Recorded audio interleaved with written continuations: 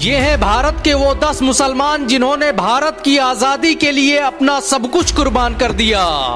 इन मुसलमानों ने भारत के लिए जो किया वो आज तक कोई नहीं कर पाया। भारत को आजाद करवाने और उसे सुपर पावर बनाने में इन मुसलमानों का बड़ा योगदान रहा। भारत के 10 महान मुस्लिम क्रांतिकारियों की लिस्ट में पहला नाम मौलाना अबुल कलाम आजाद का आता है। ये 3 से अधिक बार ऑल इंडिया कांग्रेस कमेटी के राष्ट्रीय अध्यक्ष रहे। इन्होंने ही 1920 में खिलाफत आंदोलन के दौरान मोहम्मद अली जौहर के साथ मिलकर अंग्रेजी प्रोडक्ट का बहिष्कार करने की रणनीति बनाई, जिसके बाद ये आंदोलन पूरे देश में फैल गया। बाबरी मस्जिद केस को कोर्ट में ले जाने का फैसला सबसे पहले मौलाना अबुल कलाम आजाद ने ही किया था। 1942 में शुरू हुए भारत छोड़ो आंदोलन की रूपरेखा मौलाना अबुल कलाम आजाद ने ही तैयार की थी। भारत में आईआईटी और इसरो जैसी संस्थाओं की स्थापना मौलाना अबुल कलाम आजाद ने ही की थी। भारत के 10 महान क्रांतिकारियों की लिस्ट में दूसरा नाम मौलाना हसरत मोहानी का आता है। इन्होंने ही इंकलाब जिंदाबाद का नारा दिया था। ये जमीयत उलमा हिंद के संचालकों में से थे।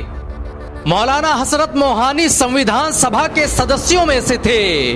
उन्होंने भारत के संविधान को लिखने में निर्णायक भूमिका निभाई।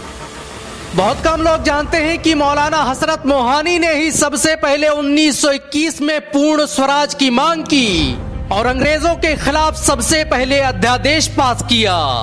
वो कम्युनिस्ट पार्टी के संस्थापकों में से थे। मौलाना हसरत मोहानी की समकालीन रही सुरैया तैयब जी ने ही तिरंगे का निर्माण किया था।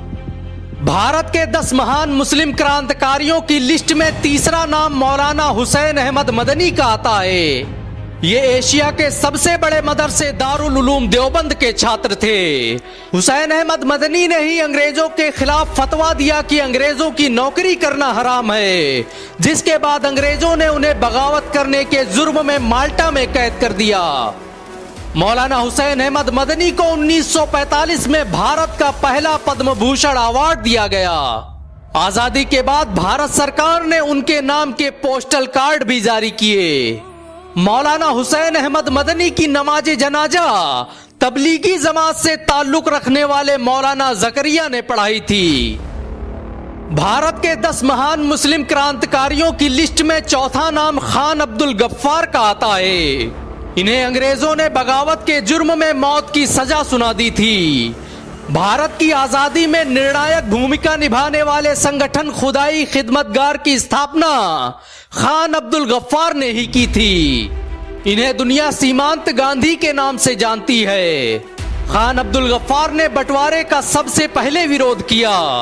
उन्हें 1987 में भारत सरकार द्वारा भारत रत्न से सम्मानित किया गया।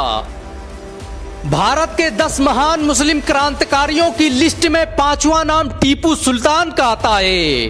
टीपू सुल्तान ने ही भारत की सबसे पहली मिसाइल का निर्माण किया था।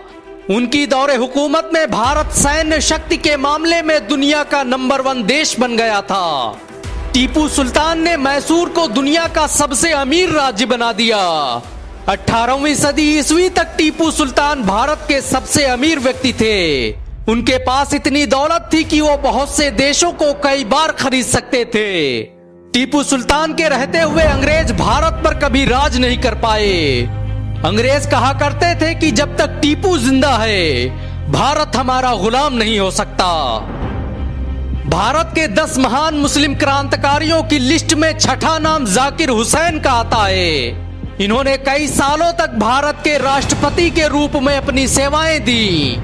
ये जामिया मिल्लिया इस्लामिया के संस्थापकों में से थे। डॉक्टर जाकिर हुसैन भारत के पहले राष्ट्रपति थे जिनकी मौत ऑफिस में काम करते हुए हुई। भारत की पहली शिक्षा नीति का निर्माण डॉक्टर जाकिर हुसैन ने ही किया था। बहुत कम लोग जानते हैं कि आजादी के महान नायक और भारत के तीसरे राष्ट्रपति रहे डॉक्टर जाकिर हुसैन तबलीगी जमात का हिस्सा थे।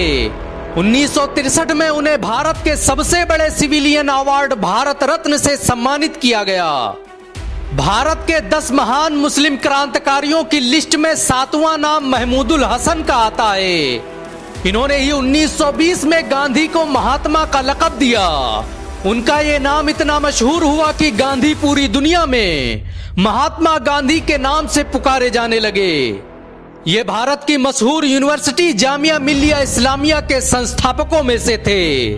महमूदुल हसन ने ही मौलाना उबैदुल्ला सिंधी के साथ मिलकर रेशमी रुमाल आंदोलन की शुरुआत की थी।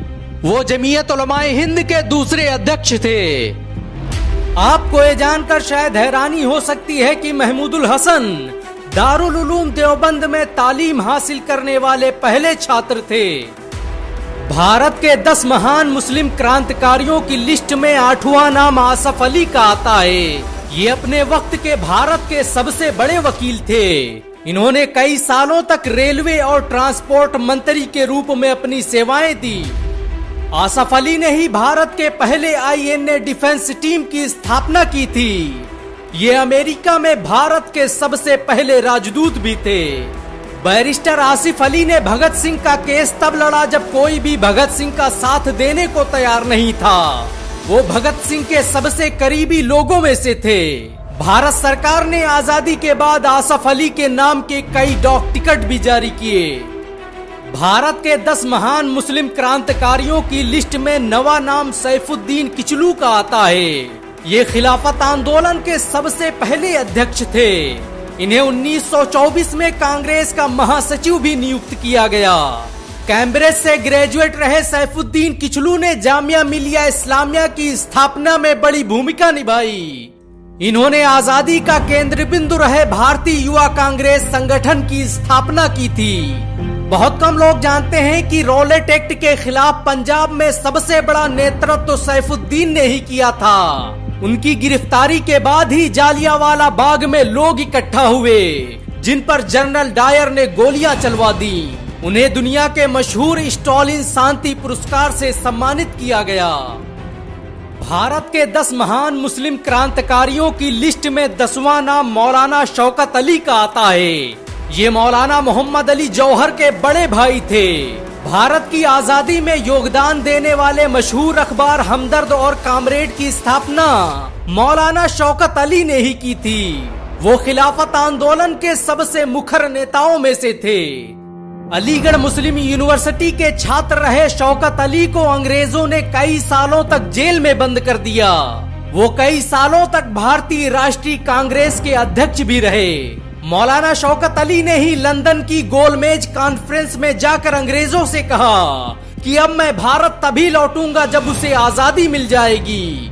या तो मेरे मुल्क को आजादी दे दो या फिर मेरी कब्र के लिए 2 गज जगह, क्योंकि यहाँ मैं अपने मुल्क की आजादी लेने आया हूँ और उसे लिए बिना वापस नहीं जाऊंगा। गोलमेज कॉन्फ्रेंस के कुछ ही दिनों बाद मौलाना शौकत अली की मौत हो गई। इतिहासकार लिखते हैं कि मौलाना शौकत अली की मौत पर पूरा भारत रो रहा था।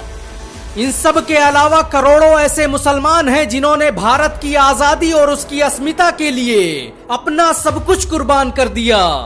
सच तो ये है कि भारत की आजादी मुसलमानों के बगैर मुमकिन न थी। मुसलमान आज भी इस देश के लिए अपना सब कुछ कुर्बान कर सकता है। अगर एक मुसलमान होने के नाते आपको गर्व महसूस हुआ हो तो इस वीडियो को लाइक और शेयर जरूर करें। ऐसी और वीडियो को देखने के लिए हमारे चैनल को सब्सक्राइब करें, घंटा जरूर दबाएं।